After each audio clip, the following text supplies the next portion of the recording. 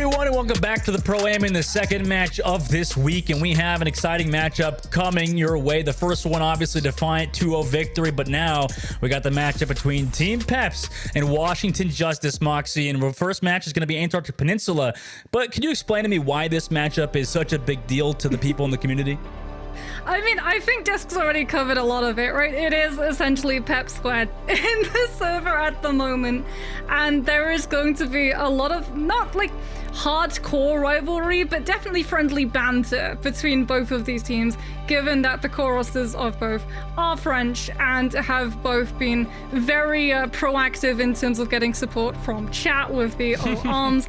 I'm just looking forward to getting to see Antarctic again, because with, like we said, Benbast and Crandop used to be known for a lot of his Winston. Benbast used to be known for a lot of his Reinhardt. Crandop has since worked to improve on his Reinhardt. Benbast has since improved on his Winston.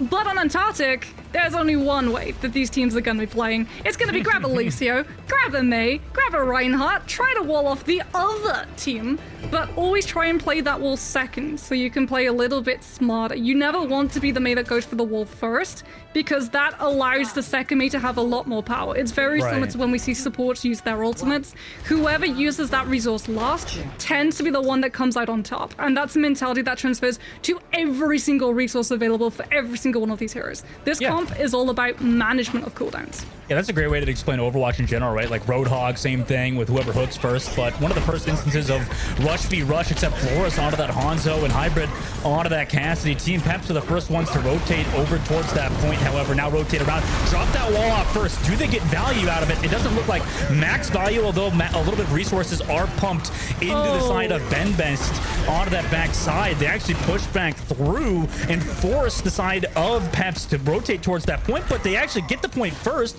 So now Justice, they're in a bit of a weird spot where they're waiting for the picks. They do force that Mei ice block. The counter wall comes through. In comes that lamp as well to keep their team healthy. Both Baps use immortality fields onto opposite sides. No deaths just yet, by the way. This is kind of how it goes with these rush v rush Baptiste compositions. And the points flipped without any deaths. Now Flora trades back Hybrid on the opposite side. So that's one kill in the favor of Justice, but Zerion finds his counterpart in Teru onto the backside. So now no heals. Zerion pops the window, and the French Prodigy absolutely goes ham, giving that point flip back to Team Peps, not Team Peps squared.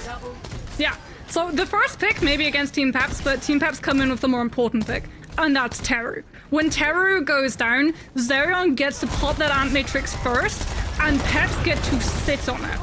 Washington Justice do not get to actually try and hold themselves in that point. All they can do is try and stagger for as long as possible. Zerion getting that kill, by the way, onto the Bap mid-exo boot jump. Zerion was known for his Zen. He is lethal when it comes to landing those shots, and that has transferred over to his scans for the Bap, as we can have a look at Flora taking an off angle. They're going to use Dragon Strike to actually zone Team Peps away, trying to find that point flip, and they will actually find the flip. The Ant Matrix even being invested so that Team Peps can't actually contest this, and that sets up the pin onto Hybrid. And Krondop still towards this point. Benbest not into this fight. B-Drop committed to keep Krondop healthy. The Mei ultimate from Alpha E committed towards that point. Here comes that shadow from Krondop. Does he get the kill? No, it's moved away. Now he does, though. Mid-air does find the slam, but Flora on the opposite side does get Krondop as well. But no matter what, Naga doesn't have much support on this point, just Kelix. So now Justice move towards that point. No Krondop available to continue this point flip. And now Justice, they're going to secure it again and take that point lead. Well, remember, Justice for the entirety of that fight, when Naga goes for that ice block to try and stall on point, Team Peps didn't have that point because, once again, Justice had zoned them away by the Dragon, by the Ant Matrix, and sat on it to allow the flip to come through. Team Peps not going to have to sacrifice the Deadeye for zoning material, but they lose Naga in the rotation. Ant Matrix does come through. They still think they can win this fight because Flora went down, and that means the shield break for the Reinhardt is removed. Crownup now has to be able to use that shield to block the shadow, and that's exactly what he does. Without the pressure from the Hanzo, he's able to keep the shield's health intact and just allow Hybrid on the Cassidy in the backline to line up the shots and go absolute ham. I don't know if that was just like a confidence play there from Benbest to try to shatter Krondop, maybe assuming his shield was down or something. But Peps with this point back. This has been a competitive map so far, Moxie, and now Flora finds the opening pick on a Hanzo. This is why Hanzo is such a strong character, right? Can find those logs across the map, get that opening pick on the Hybrid. You know, Peps, what do you do without Hybrid? Yeah, they have to back out. Krondop is taking a lot of pressure. Bembest is also taking pressure, though, in this chase. And Immortality Fields are going to be invested for both of these Peps, but Zerion actually goes down. Washington Justice now catching Team Peps on the backside of this point. They can't try and rotate any further. Calyx does get knocked, but will be able to wall ride to be able to save his life. It was only the Lucio who got pushed off, but Naga does actually go down alongside him. And that does mean that Team Peps now, as we head into final fight territory, are going to have to throw themselves onto this point to actually contest this into overtime. And that means that the Dragon Strike catches two of them. Krondop and Calyx were looking to cycle their position on that point to keep it in place so that Naga could come back in with that Blizzard and zone Justice off of the point. But the Dragon Strike, it's absolutely tragic. Shakespeare can't actually write a better tragedy than that one. It catches both of them. And that means that Team Peps, that cycle that they're looking to set up, you can actually see it here. Maylo comes through to keep them in check. You know that they're going to be stuck in that choke, and that just allows for to send the Dragon Strike straight down main and catch both. And Team Peps from there, they just don't have anyone to keep the point contested. Yeah, and Justice, from what we've heard behind the scenes, like to play a lot of that rush. I mean, that should be obviously blatant from this team, how it was built from the ground up. But now Justice, Moxie, they're putting Bembest on the Winston? Alfie is on the Tracer. This isn't actually that surprising. Like, Des talked about how Alfie was just a really standout Tracer for the Spark. Before he was on the Spark, he was on Billy Gaming. If you were a fan of Contenders China 2021, you recognize this name and you fear it when he pops up either on Tracer or Echo. He is going to be looking to infiltrate the backline. He's going to be looking to pressure Zerion into dropping that lamp too early, and that's when Krondop is going to be vulnerable. There's that pressure, there's that lamp, and Justice just wait it out. Yeah, but they're also a bit low. They need to get healed up by Teru onto that backside, and Zerion taking a very aggressive position with Hybrid. Hybrid's going to get his head ripped off by Flora, who built up that railgun shot, and no more Cassidy in this fight means that Team Peps lost a ton of damage. Krondop trying to get out with his life, but I'm sure he's not going to be able to. And now Justice, they're going to go for the spawn camp a little bit here and just try to get pickoffs while they can as they have that point under their control. Yeah, Flora on the Sojourn to back Alfie up is so strong. This is a DPS duo just tag teaming. Alfie goes in, applies a little bit of pressure necessary to pull out Immortality Field, and then Team Peps, they get stuck in a hostage situation where they either die to the Tracer or they try and move away from the Tracer, move away from the Winston, and they walk straight into Flora. Speaking about walking into things, Alfie is just hiding. He has the pulse bomb. He knows exactly where they are. He's seeing that they're split away from that map, doesn't want to use it just yet, goes for the stick, but doesn't manage to find it, as the lamp does come through in time. Zerion panicked and invested it, and that is a cooldown that Team Peps are not going to have when they try and push into this fight, and as a result, they're just playing for a pick from Hybrid until they actually engage. And now they push in towards that point. Hybrid goes over the top, does hit both shots against Flora onto that top, so now he's gone out of the fight, but Justice have some ultimates if they want to draw this out. Hybrid gets those heals through the window, and actually hitting pretty much every shot. Alpha Yi, Bembest, who's next? Okay, never mind, himself. He's going down to Teru onto that backside, but, you know, they did commit beat drop, Justice did, thinking they had a chance to win that fight. That could be detrimental, because now they don't have both support ults and the point flipped. Yeah, not just beat, but also rush. That's going to be a problem. More problematic for Justice, however, is that Team Peps now have that space to be able to play around where this Tracer and Sojourn pop up. So they've lost a lot of value in terms of that engagement. Bembest, especially on this Winston, if he gets marked out before the dive can fully commit, he's not going to be able to find the target and create the space for these DPS to do that job. Yeah, and now they back up towards the main side to give Justice a bit of that space, maybe give him a bit of breathing room here so they don't get a great clean dive. And the shot from Naga across the map, Icicle in the brain of Flora, so he's going to fall. He's ragdoll on the ground. Peps still have control at this point, Moxie. Yeah, a fight won for one Icicle from Naga. No ultimate investment necessary at all, and that's going to really play into Team Peps' hands because they need percentage. They don't need fight wins, they need point percentage to be able to match up against Justice. And Naga has done just that. Unfortunately, however, it's only delayed the problem of the Overwatch, something that Team Peps are going to now have to face down, as Justice just drop onto the point, drop the Winston bubble, and set up shop trying to bait Team Peps into walking into a Sojourn. This is tough. It's just Bembest can never get anything set up. Forced to use that Primal Rage. Naga found Alpha Yi again. That May ult committed to zone. So many ultimates committed for Justice with literally no return. And now Justice are in a situation where they're down one member. 70% now crosses for Team Peps. They have a pretty big advantage. And Krondop drops the Shatter. Finds Teru, but can he get the kill? Yes, he can. Through some perfect flame strikes. Down yet again. One other member. Justice need to get one reset here. Yeah. Krondop sees that Benbest has expended that Winston bubble. Worse that the Winston has already used that jump, so he's not going to be able to peel back for his backline. Krondop just presses W. This is how the Reinhardt works. Walk past the bubble, walk past any counter for that shatter, find a player as they come up from that stagger animation with the double fire strike, and it's the Kiriko. And again, Justice is sent back. We're in final fight territory, and because these fights have been so one-sided, because Peps have been winning off of picks alone, Justice's ultimate economy still hasn't recovered from when they both used 2 support ultimates in the fight. They only have a rush. God didn't use it, but Benbest doesn't go anywhere, so he goes down immediately to that window, which was perfectly placed by the Mbappe of Overwatch. They find everybody on the side of Justice to even this series 1-1, and I mean, for Justice, that can't be good, but obviously, you know, we know Justice to be a bit more of a rush team, right? Yeah. Team Peps, however, taking full advantage of the fact that Justice were trying to play for that dive.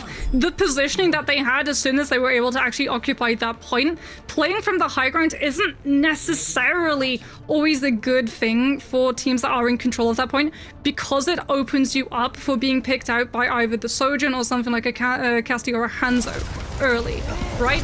But Peps, because they know that they're playing into a Winston, choose to play from this sideline here that we're seeing from Calyx, because if Benbest goes for the dive, he can't easily dive out. He might have the cooldown online, but he's gonna knock his head against the ceiling, and he's going to be concussed, and he's not going to be able to escape back to his team. That Winston's mobility is effectively cut in half. And this is only going to be even more problematic as we head towards sub-level. For sure. And, you know, Calyx, a really underrated player. I feel like in general, Zerion, the anti-grenade came through, forces immortality early. So great anti-grenade from Teru across the map, but nothing really comes of it. It seems like Peps is trying to take this aggressive positioning over the top side. Justice are aware of this. Continue to run this Winston composition instead of taking that duel mono-a-mono Krondop versus Benbest on the Rhine. The point slowly going in favor of Justice, but they actually commit towards a dive where they don't find anybody. It was disengaged by Peps except for Hybrid, so Zerion has to go a bit aggressive. Alpha E is on his tail, forced to recall out of there. Benbest not finding any damage actually, and Peps are the ones that find the point first. Hybrid rotates across this top side to get Flora, who was sniping from the back, and Icicles and Flame Strikes lands into the face of Teru, who does land the anti-grenade. Is that enough? Yes, it is. Even though he lost his life, Benbest and Alpha E capitalize onto Hybrid and Calyx, and now Alpha E is onto this point. Peps over the top. They can't really do much in this position. They don't have a lot of heals, but neither does Benbest. Is he gonna fall here somehow? No, he doesn't. Okay, and they flip the point and get heals yet again, but that was such a strange first fight.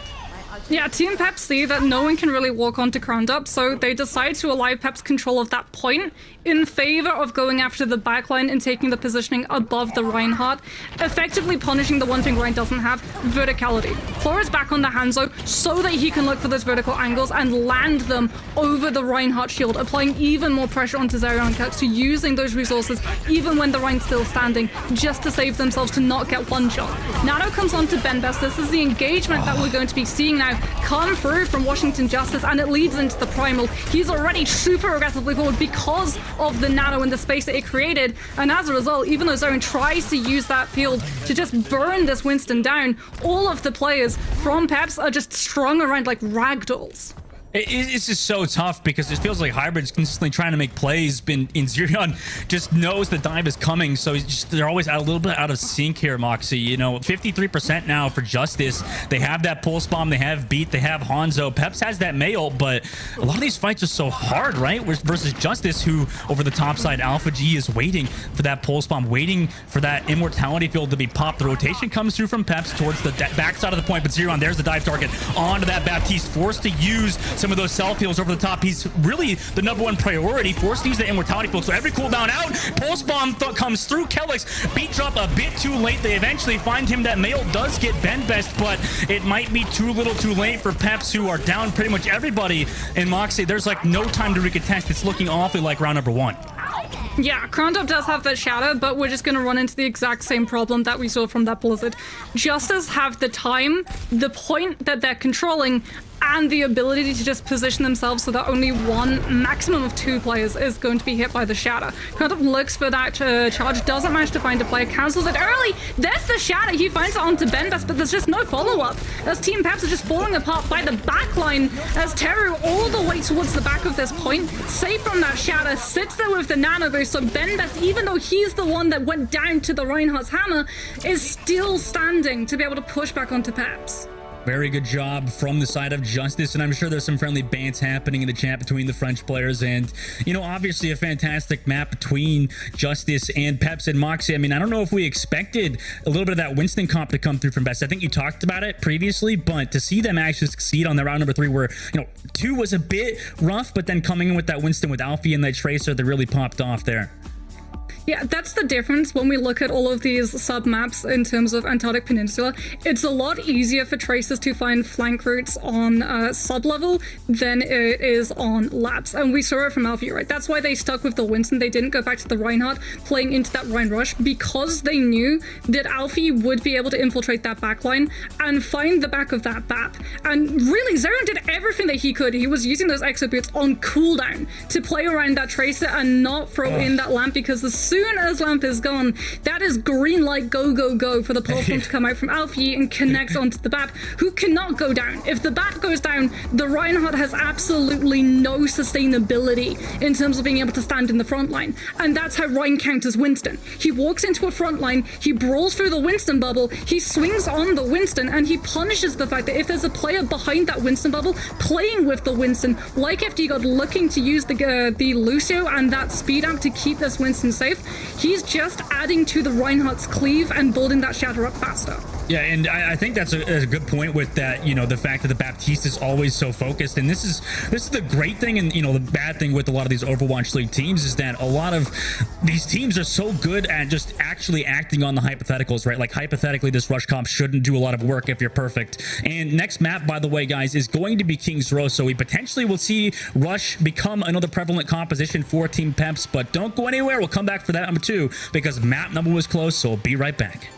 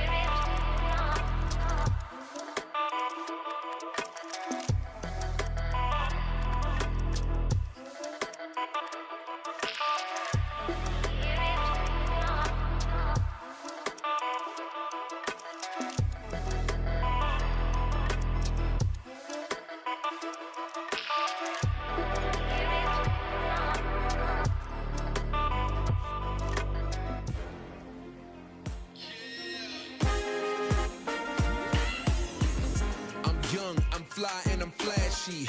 It's the reason why the people always ask me, where you get that? Where you cop those? I've been fresh to death since a snot nose. Kid on the block with the illest sneakers.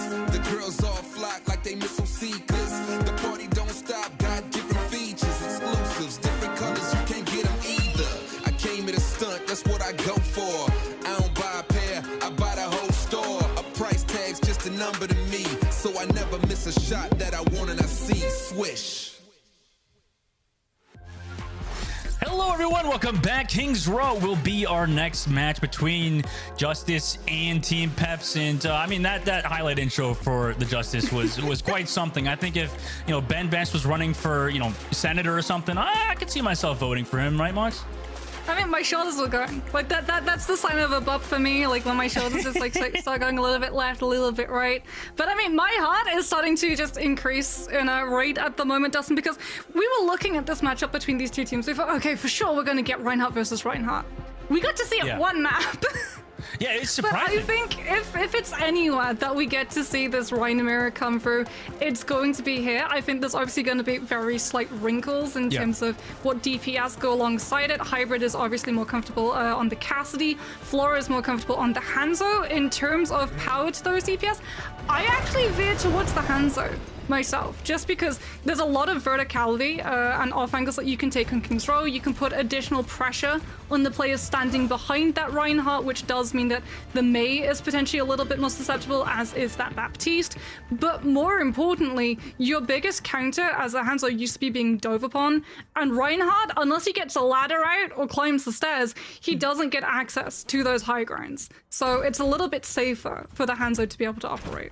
Yeah, you're right. It's probably something that Justice are going to lean towards, but maybe they run this Pharah competition with an Echo. That's something that we've seen on King's Row, right? A lot of Pharah, a lot of Echo just on first point, but no, yeah, Moxie, you called it. You want a spoon, Dustin? A bowl too, so you can eat those words? Yeah, I've already eaten them. It's done.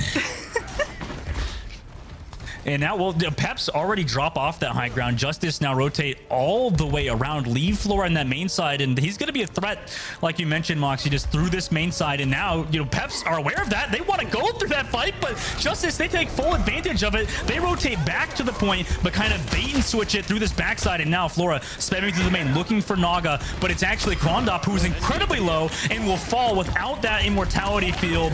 And so does Hybrid. So very fast point A, and that Hanzo came into fruition, like you mentioned.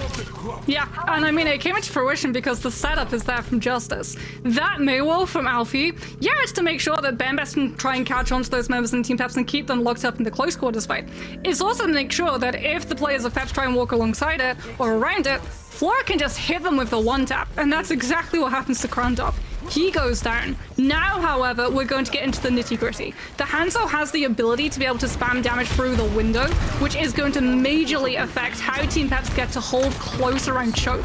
And that is going to burn into Krondop's point percentage and ultimate charge. That's why Kelix at the moment is just in charge of keeping this Hanzo away from that high ground, with the boops, with the knockbacks, with the pressure. Okay, he's doing a great job of it. Flora now going back to that window, noticing he left. They actually popped that field on that front side, but at the same time, it's disengaged by Peps. Nice job avoiding that Baptiste ultimate all the way towards the library. I'm sure they're going to come in with their own ultimates, but they don't have anything yet. So if Team Peps trying to build up to something, create some space, nobody's built that ultimate just yet. And Alfie is going to come up in this May ultimate. He's about to pop it, but Benbest, they don't even need it. They already took down Krondop, just diffed Krondop on that front side. Hybrid did trade back FD God, though, so no beat drop will be built. But without that Reinhardt, I mean, there's going to be no ultimates committed now for Justice, as they can just keep walking forward. Peps commit that Baptiste ultimate, but it might be too little too late because they already lost their Rhine. Yeah, Peps committing that Amp Matrix because they wanted to try and find a pick onto Justice, to either force Justice into throwing an ultimate in to make advantage of an absence, or just force Justice back, because this is what Team Peps are worried about, right? Flora is already super aggressively in position. That Sonic is going to be getting a lot of information as well on where Team Peps are going to be coming from, and that's going to bite into the time that they have to be able to push back onto this payload. And it means that Justice can just sit back, wait for Peps to walk up, and then drop a Dragon Strike. Well, there's that Dragon Dragon Strike onto that front line. Shatters come through. May ultimate as well. Benbest is surely going to get frozen, and he does. Nor Immortality Field to save him. Peps are going to stop them right before they can come through. Late beat drop from FD God again. This keeps kind of happening for Justice. These beat drops a bit too late, but at the same time, you know, Kelix had to use his too, so it's not that big of a deal. And obviously, Krondop displaying a bit of dominance on Flora's dead ragdoll. Naga is just such a smart mate. They know that a Dragon Strike is coming through. They know that a Shatter is going to be disguised alongside it, so that Krondop has a little bit of a lower chance of being able to block it or go for a counter Shatter. So Naga plays the most safest card that Team Peps have, and that's the Blizzard. If the Shatter connects onto Peps, Justice can't walk forward and capitalize because they walk into the Blizzard. That, however, is not a great way to start a fight. Flora comes in with the one shot, and this is why you run the Hanzo instead of the Cassidy. The off angle's the one tap potential to just win a fight out without having to burn a single ultimate. This is going brilliantly for Justice. I mean, that's 3 kills for Flora there, Moxie. I mean, that's just disgusting. That Hanzo play coming through on King's Row. It's really a signature map for that Hanzo in general now. 4 minutes and 14 seconds, Moxie, for Justice, and they've built up a pretty solid ult charge. Yeah, Alfie is going to have that Blizzard. Zerion is going to be pretty close to that Ant Matrix, but Teru already has his. And Team Peps was sitting into King's Row Point C. They're going to start running out of room to give up when they want to disengage things like the Blizzard, things like the Ant Matrix. This is just going to allow Justice free cart presence. And Benbest then pushes forward now onto this left side, allowing Alfie to look for that May ultimate on to that front line of Krondop, and he actually finds it. Krondop can't even get his Shatter off. No Immortality Field to save him either, because Zerion used it on the high ground to keep himself alive, and because he was a bit greedy there, he lost his life as well, and now you have to rely on Hyper on this Hanzo. He has to go insane. He does find Alpha Yi, though, and right before Naga falls, he was able to use that Ice Block to stay alive, but he will eventually fall to FD God and Floor on this front line, but there's not a lot of support that Justice have here to close out. You know, they maybe need one more kill from Flora here with this Dragon Strike. Alfie is coming back on the Bastion. This isn't even like that far out of field for these teams. Bastion against Reinhardt does so brutally well because you burn through that shield so quickly. Krondop goes down, Ant Matrix and Fire Strike combination is just absolutely brutal.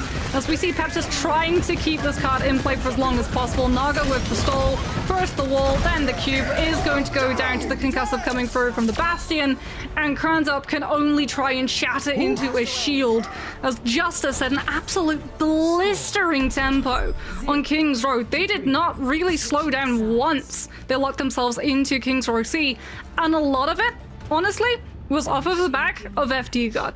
This Lucio, when he saw that Hybrid went for that change up onto the Hanzo and tried to take back that high ground control for Team Peps, went for the knockoffs, applied that pressure onto Hybrid, and meant that Hybrid didn't get that opportunity like Flora was getting to finish off the fights before they even begin.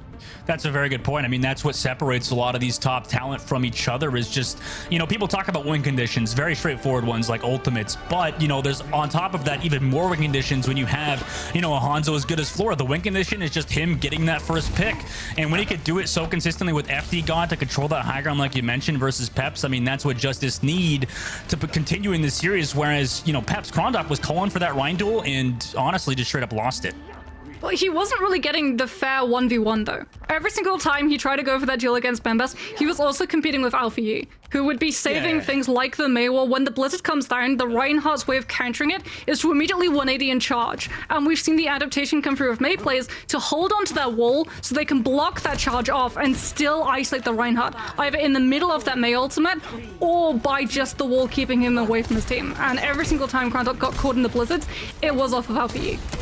And Justice going to lock towards that Ana Winston composition onto the defense. Still running that Hanzo, swapping over Alfie to that Tracer. Quick rotate by Peps into the backside towards that point. Krondop then comes around, but they want to keep playing it slow. Anti-grenade came out, so that's already one cooldown for Justice used as Terror relies on the self-healing passive of support. They then move towards the point. Peps is kind of biding their time. Krondop goes and touches the point as the Mei Wall came through onto Teru, but Teru just waiting over the top, gets the anti-grenade. I mean, Krondop, they're they're going to have to use their mortality field, but Naga with the icicle yet again. Right-clicks Flora across the map. Hybrid finds FD God as well, and that's some great opening picks from Naga and Hybrid to allow Peps to move towards this point and potentially come back in this series where Justice, they're going to have to swap off this Winston composition more than likely, Moxie, because it's not very good into that second and third point. Alpha E goes down, Teru trades back Zirion, but Hybrid a bit out of a position. Teru finds him as well. The DPS Anna doing a great job from this high ground. Teru's building up that nano boost as well, and he might have just kept things alive. Nano boost to Hanzo on top of it. Why not? Flora's been doing as much as he has been. You might as well. And they actually come back when I thought all was potentially lost. And by the way, Moxie, Alpha E's on Genji. Yeah, honestly, the big thing for Team Peps there is the positioning. They see that there's an Ana in play and Krondop does get anti-nated, but they split their players. They try and bait Washington Justice into walking into the Reinhardt brawl, and that isolates them out and invites the dive. That's why we're seeing Alfie come back onto the Genji, because they've seen that Peps are going to isolate themselves. That leaves them even more of a target. If Alfie comes in with the Genji and is able to capitalize off of Bembes isolating one of those targets by Team Peps' own hand, they're going to be able to find a pick. There's the dive. FD God is the one that actually follows it up as he tries to find a pick with the Lucio, but the Blizzard is good from Team Peps, and it does mean that the dive isn't able to fully commit onto a member, and as a result, all 5 players of Team Peps are still going to stand, and now they can apply pressure. The Primal Rage is brilliant for stalling out a point, but against the Cassidy, all it does is make yourself a bigger target, as Alfie can still come through with the Genji. He's super close to Blade. He can absolutely try and burn a sound barrier out from Calyx, but he goes down to Naga, thankfully, before he can try. That was so wild that Alpha E actually did trade back Hybrid, like you said, on that deflection. Unfortunately, him kind of a mouthful situation. Calyx does find Teru on that delay, but you know, not a bad hold for Justice, was it, Moxie? Yeah, and they can keep Alpha U on this Genji, by the way. Like, Justice are not going to be swapping up with this composition until we see the Nano Blade come through. Because it's going to force Team Peps into playing with the mindset that you're playing into a team that has a Nano Blade. And that is going to make Calyx so concerned about getting the timing of sound barrier right. Because if as a Lucio, you get cut into with that Genji dash with a nano on top of it, you don't survive actually hitting the ground and activating the ultimate. Yeah, I mean, he might be, you know, pressured to use it even early here, so we're gonna have to keep watching Calyx from that beat drop incoming for that Nano Blade play over to the top side. Alfie kind of waiting for it. Krondop low on the front side, but has the support. They're still getting cart push, but you're gonna enter this choke point where it's not really gonna go any farther. You're gonna have to make a move. You have 4 ultimates going on to 5 with Naga having that Mei ultimate very, very soon. The rotation comes through from them over to the backside. They commit a window on the flank, actually, so Zirion's forced to use every cooldown for himself. Cannot get any beat drop to keep himself alive. Naga does get Teru. The Shatter comes through from Krondop as well, but doesn't connect. The high noon eventually doesn't find much. Just a little bit of damage. Now Hybrid is sitting on this backside, but Justice still with some interesting positioning. They got Mei ulted from Naga over to the backside, forcing them to go down to Hybrid on this Cassidy. And now Peps, with a really awkward fight, can manage to close out on this second point. Yeah, Team Peps commit so much because they want control of that long angle. That's where Hybrid is going to be able to best keep Teru in check, so the Ana can't peek Alpha Yi, because if he does, he eats a mouthful of a 2-tap from a Cassidy. So he can't actually set that Nano Blade up. That's why we saw the dive and the Winston bubble. Now we see the Nano Blade, and here it comes. He's found 1, he's found 2. Lamp comes down, but that's just going to save you temporarily, as Alpha Yi is going for a full team kill. Flora denies him by getting the kill onto Calyx, but surely we're going to see the emote come through from Alpha E. I feel like I just got a time machine all the way back to 2021, Dustin. I feel brilliant.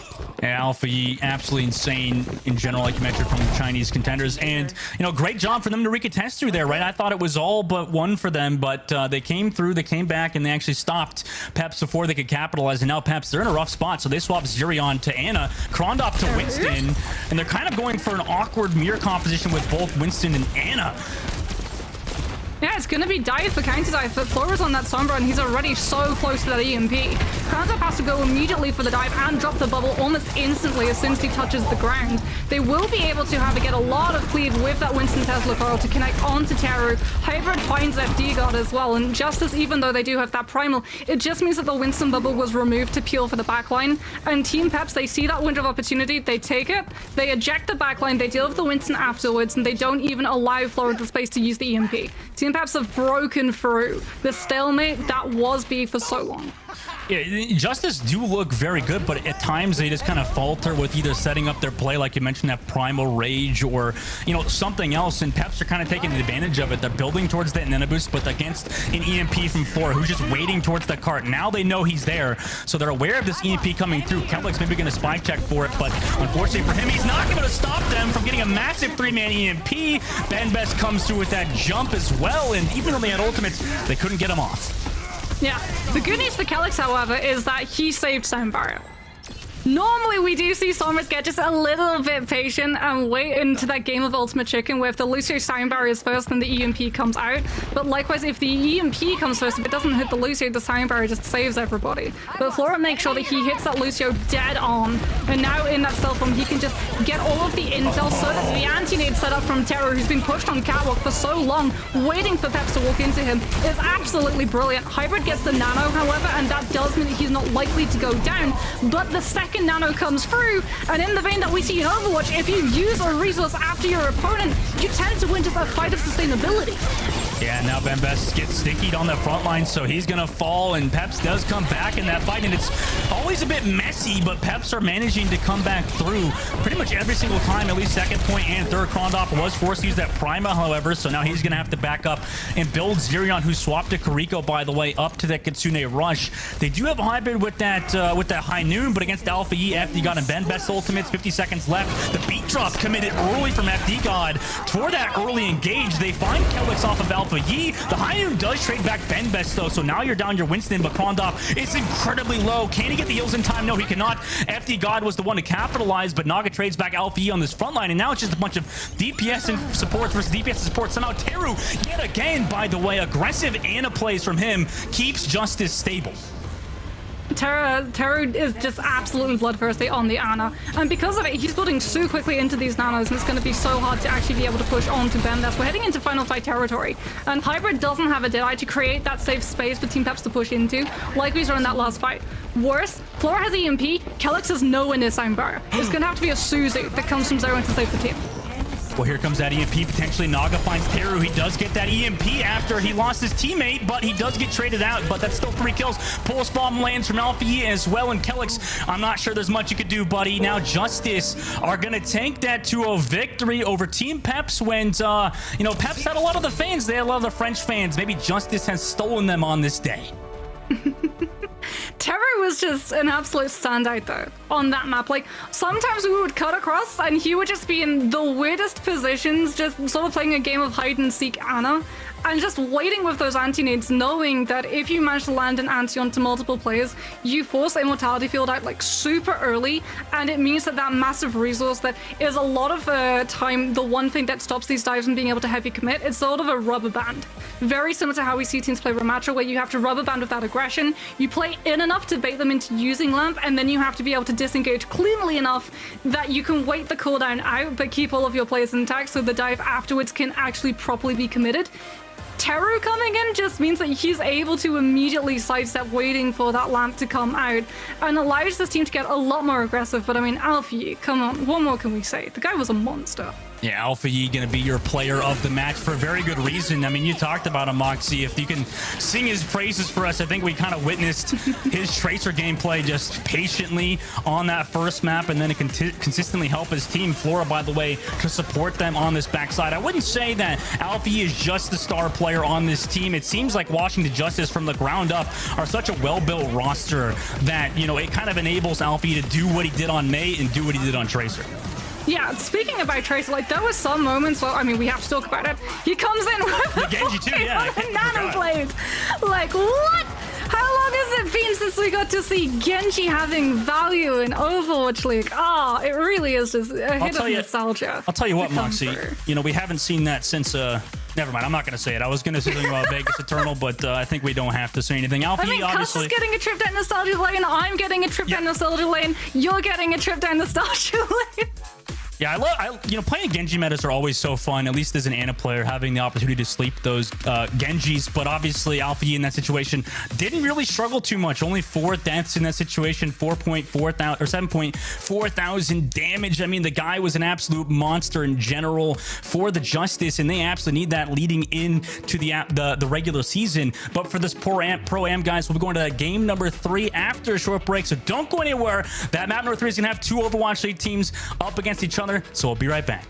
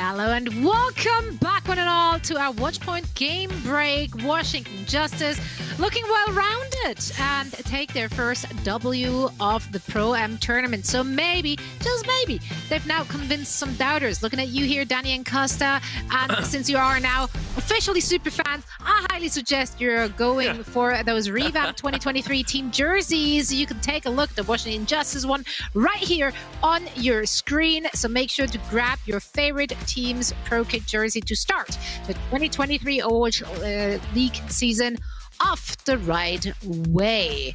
That's right. I am actually really impressed. I loved what I saw from the Washington Justice. It looked a lot more cohesive than some might have expected from this hodgepodge of a roster, as you said, heading into this one, Costa. Like their comms seem to be on point. They seem to be on like the same page for that game. And honestly, I am surprised that the opposition impressed to see the opposition trying so hard to force that brawl mirror. Was that the play? Well, for Team Peps, they're a team that likes to play that brawl, or they like to play that, air style with the Pharah and Echo. Recognizing maybe that the Pharah Echo style might not work at this level, they wanted to play this matchup. You have to play, at the end of the day, your comfort, even if you know what you're going to go up against is going to be that Ryan brawl as well. And Washington showing on the front of, Ben Best and FD God that they can play that style, but we even got a couple of different looks coming out from them playing that Winston. We got Alpha Yi Genji. When Alpha Yi plays Genji, I don't get as mad. I'm gonna be honest. I don't get as mad when I see Alpha Yi Genji as I have last weekend. But overall, as you said, Zoe, I think Washington looking solid. I'm not gonna jump on the hype train and buy a jersey as you just tried to sell me on just yet. But it was a good first look by the Washington Justice. Definitely, and also I quickly want to say, I really like the Alpha E Flora DPS duo. I think they had the upper hand when it came to the DPS duel for this matchup. Yeah, the Alpha E. Yeah. Crazy, Pretty dude. good.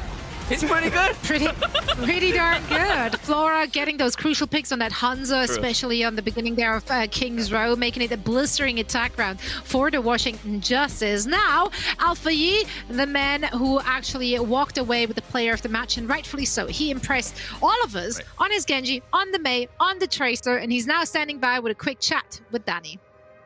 Thank you so much, Zoe. Alpha E, can you hear me? 들리시나요? 마이크 체크 한번 해보겠습니다. 들려요. All right, thankfully Alpha E could hear me. All right, Alpha E, congratulations on the win. So I think the first big question that I have for you is, of course, your new teammates like FD got Ben Best and your head coach as well, Get Amaze. They were with Team Peps, the team that you guys just beat. So do you think having them as your teammates sort of helped you get the win today? 자, 일단 오늘 승리를 너무나도 축하드리면서 알파이 선수 오랜만이기도 하고요. 오늘 경기에 대해서 아무래도 새로운 팀에 들어와서 어떻게 보면은 지금 탱크 플레이어 뭐 벤베스트 또 뭐 FT가 선수도 그렇고 또 이제 감독인 게로메이즈 님도 어떻게 보면 지금 방금 이긴 팀펩스에서 오신 분들이잖아요. 좀 그런 분들 덕분에 좀 오늘 경기가 조금 더 수월했다고 보시나요? 사실 그거는 잘 모르겠고 그냥 팀 다 같이 열심히 해서 된 것 같아요. Honestly, I can't really say much about that. I think more than them being on Team Peps before, I think it was because we won because we were the better team. We played a lot better, and I think that is the key to our victory today. Talking about your other teammates, I do also want to talk about the comp situation because we haven't seen you in a mixed roster. I think this is the first time. So how is the comp situation going? Are there any difficulties and, are there that you sort of want to talk about? 자, 두 번째 질문은 이제 당연히 이제 소통에 대해서 좀 말씀을 여쭤보고 싶어요. 왜냐면은 항저 스파크에 있었을 때는 다 거의 조금 더 쉬웠을 것 같은데 소통 같은 게 이번 어떻게 보면은 워싱턴으로 오면서 한국인들이 좀 더 적은 팀이기 때문에 좀 이런 소통 문제나 게임에서 이렇게 얘기를 할 때 좀 이렇게 좀 어려움이나 뭐 이런 건 없나요? 이제 좀 어려움이 있는 것 같아요. 영어다 보니까 확실히 좀 전 팀보다 훨씬 어려운 것 같긴 해요. 그래서 뭔가 소통적인 문제만 많이 해결하면 더 발전할 것 같습니다. Okay. All right. It is definitely true that I am having a little bit of difficulties when it comes to comms because previous to last year, there's more non-Korean players in the Washington Justice team. So if we could flush out the communications issues, I think we will be on a better foot moving forward. All right, Alpha E, that is it for the interview. Thank you so much for your time. And again, big congratulations on the win. 자, 승리 다시 한번 축하드리면서 인터뷰 마치도록 하겠습니다. 감사합니다. 감사합니다. There we hear it from Alpha Yi. Super interesting to hear that there are some hiccups in the comms. I don't necessarily feel like that really showed in the game, but good to know that that is something they're working on, and maybe also something that they are currently challenged by. It's going to be a great excuse for any future mishaps happening for sure. I was also half expecting him to just go complete darkness to match his picture in the lineup. Just, remain mysterious. Like, I like it. Now I am giddy. I am excited. I am Let's go. I am hyped. This is going to be Houston Outlaws and Toronto Defiant. Houston Outlaws, definitely one of those teams everyone wants to see. We want to know what shape they are currently at. And of course, also, if they're going full steam ahead in the Pro-Am tournament, or if they're going to hold back a little bit, maybe for the actual season. Either way, let's take a look at the lineup they are starting with today. Kosta, you should go first. Okay, I'll tell you. You talked about them in the pre-show. I'll give them a run, okay? Wait, what do we even say about this roster? Where do you begin? Okay, let's start with the tank. Fearless as the Overwatch Finals 2022 Grand Finals MVP coming in. Incredible tank player. We know him for his Winston. Is he going to have that flexibility onto the other tanks? Doesn't matter. No, it doesn't matter in the problem, honestly, to me. He can play absolutely anything. The backline, you got Shu and Violet, considered at different eras to be the best flex support in the game. Violet has a lot of flexibility in his wheelhouse now that he can play the Lucio. They should be able to dominate this entire time. Then we haven't even talked about Pelican, a Rookie of the Year in 2021, I believe. And then we have, Happy, who's been considered, historically a top 3 hit scan whenever he's existed in the league. So, I don't know. This roster's just so stacked. Is this going to be the first time that Houston has this expectation to be able to win a chip? They do look stacked, but hey, we saw what Toronto could do in their first match, and they looked pretty good as well. Kaluj on the Winston was really good. Speedly, like we talked to him during the post-match interview, he's been on that Tracer grind for a long time, and it's showing. So, of course, Houston Outlaws, they're stacked, but I think Toronto Defiant is definitely going to put up a fight. Yeah, but I think... Sorry, I don't want to cut you off, but I think it's going to be an interesting matchup of the Winstons because Kaluj had a pretty easy time with it, same with Speedily. Talking about another player who's going to be in the server that we need to keep our eyes on, Pelican. Last year, he said himself he wasn't comfortable playing that Tracer, but we've seen it so far. He said in multiple interviews, I've been focusing on practicing my Tracer so that I can bring it to this Houston Outlaws. Speedily versus Pelican, two incredible players who are picking up a hero they're not known for. We will see that head-to-head in this match. We will indeed. But honestly, this is the first time we're now going to see the real Toronto Defiant, as the Houston Outlaws will for sure test them to their limits in their first match today against Twisted Minds.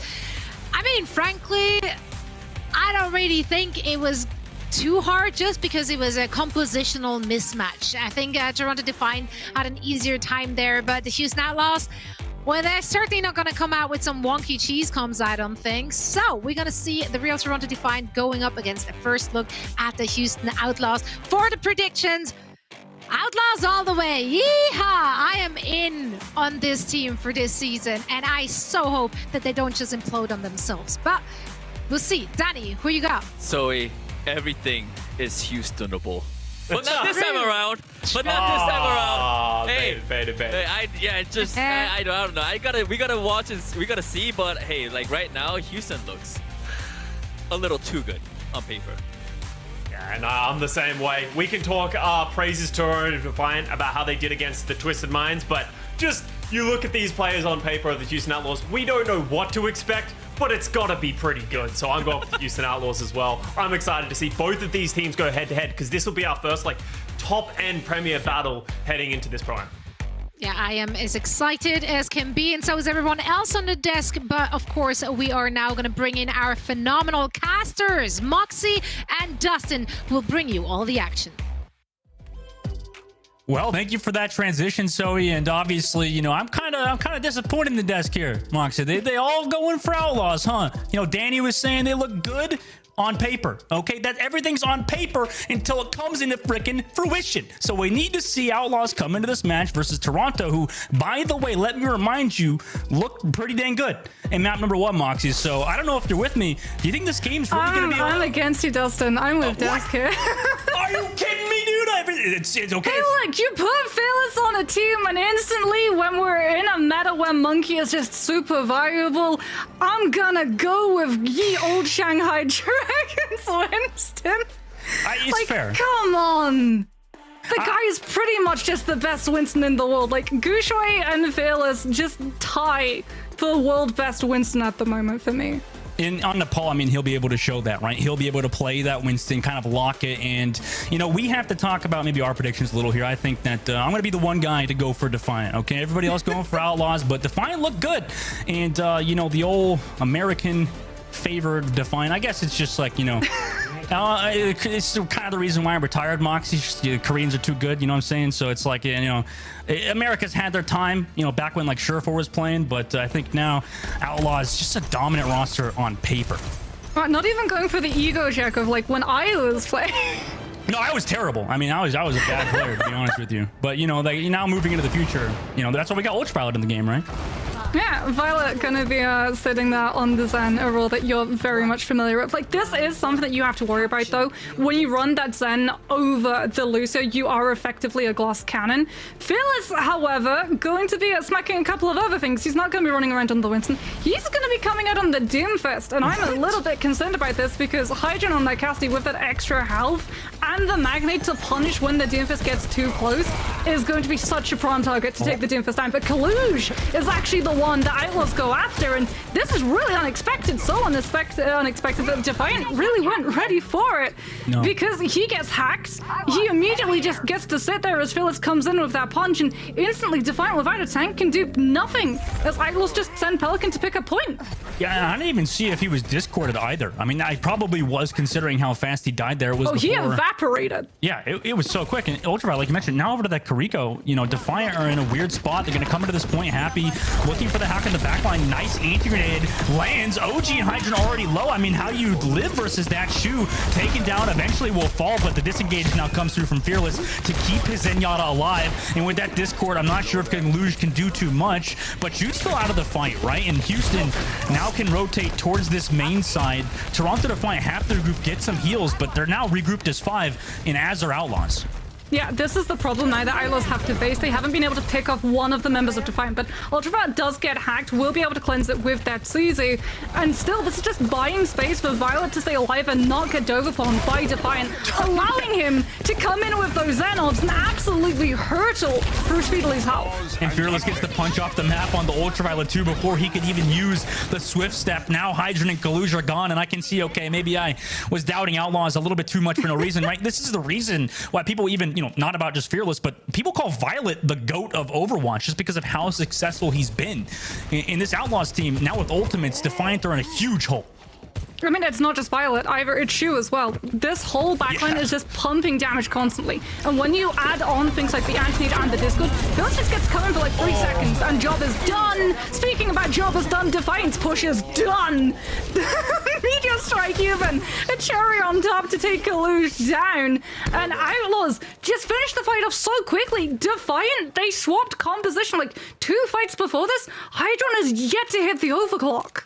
Oh god, he's 85, 86. It's a Hydron overclock situation now. Defiant now rotate towards the main. Outlaws now back towards the point. They still have Violet in a very safe position. They have that nano boost. They commit it onto the Doomfist, who's looking for a target, but it might have been just a bait to force that Kitsune rush out. So now Fearless comes back for the peel, and Kaluge is already dead. So no more Winston on the side of Defiant. You don't have a tank at all. Outlaws are still very healthy. Fearless is low, but just backs on under there. Has the Transcendence. They hold the W key with it. Overtime is halfway ticked down. Can anybody touch? They do so, but not after Hydron's dead while overclocking. Kaluge is back with the Primal Rage, but he's being juggled around by a Doomfist. And now Violet could just play that Jonak style. Outlaws will win round number 1. Outlaws with a glass cannon that is effectively just reinforced glass. The only thing that matters for that composition from Outlaws is the cannon aspect, because they just blitzed a hole through Defiant's forces every single time a fight began, to the point that we saw Defiant have like 1 ultimate per player. Shu, by the way, just getting to see his POV. Look at what he was doing. He gets to nano Fearless and then just deal with Kaluge looking for that dive. And then here comes Violet. They know that the Winston bubble's been used. There's There's the Discord. He's already sleeping. You're not missing that headshot. Pelican even lending a little bit of a hand, just tossing up a false bomb. It really is a group effort from Outlaws, and they just come together, all 5 players, to just blitz a member of Defiant down and then move on to the next. Here, however, though, is where the Doomfist doesn't really work. Phyllis comes out onto that Winston. Already he's going to jump straight onto Defiant, but Defiant are running the Reinhardt, and they're actually negating the cons of running a Reinhardt composition, not having access to that high ground traditionally, by keeping Hydra on the Symmetra, so the TP can allow Kaluj to rotate around and catch Outlaws before the Lucio can out-rotate this round composition. Yeah, now they drop to the point. And by the way, if you're wondering, Outlaws have only had 1 death on the entire first round. Defiant do get that point swap. No deaths, no second death, I should say, happens just yet for them. They kind of surround the point, leave Happy on this high ground to find some damage into the backline. That TP now available for Hydron to keep his team safe. Angel Grenade does land on it speedily, but it's nobody else to connect onto for Outlaws, so they're just playing on this outside.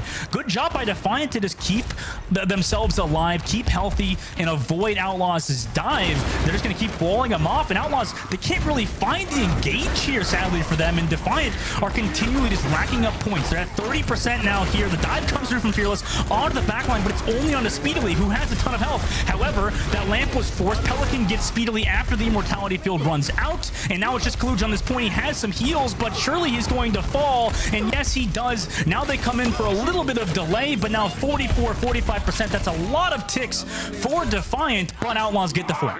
Yeah, this is a stall composition. This isn't traditional Brawl. This is, we sit ourselves on the point as quickly as possible, using things like the Symmetric TP to just TP straight onto point, and then we drop a May wall. And we buy ourselves 47% and upwards on the point. Now, Defiant, because they have ultimates built up, they can go straight to point, drop the Blizzard, find the flip, and if Outlaws want to contest this, it's going to be off of a pick before the rotation can come through.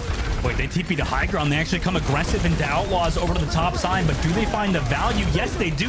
They get Shu. The beat drop was a bit too late to save him, but Fearless and Pelican combine on the opposite side for 2 more kills, and now the juggles come through. The beat drop's a bit too late to save Ultraviolet Speedily. However, Hydron gets Fearless, so they do trade it back, and you still have your tank on this point. As long as you have those Lucio heals, Kaluj might be okay, but Pelican desperately wants that kill. The high nuke comes through. Kaluj takes his shield down at the wrong point, and that's why you should stick to off tanks, I guess, buddy, because Kaluj falls. They didn't get the point flip, and everything is sort of collapsing now for Defiant. However, Ultraviolet does get Pelican, drops the window. They're trying to clutch it up, though. Fearless goes in